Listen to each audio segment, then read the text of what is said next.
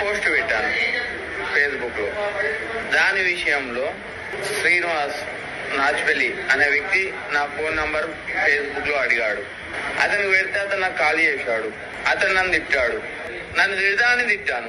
నిన్న పొద్దున 8:30 నా ఇంటికి క్రైమ్ పోలీసు వాళ్ళు చేంజ్ చేశారు, అరెస్ట్ చేశారు.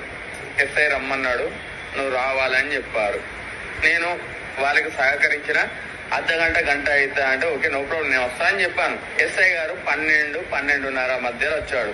నన్ను ఇష్టం వచ్చినాడు చెవుల మేయించారు కొడుతూ, నువ్వు ఎమ్మెల్యే గారి గురించి పోస్ట్ ఎందుకు పెట్టినావురా, ఏం చేశానని నన్ను అంత టార్చర్ పెట్టే. నిన్న ఎస్ఐ గారు ఏమన్నాడంటే ఎమ్మెల్యేకి నేనే భయపడతా అంటుండు. నేను సామాన్య ఓటు ప్రజలకు గల వ్యక్తిని.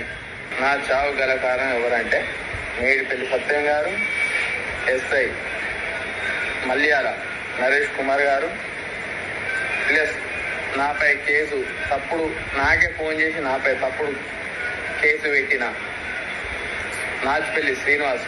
నేను ఇప్పుడు ఇవి తీసుకుంటున్నా.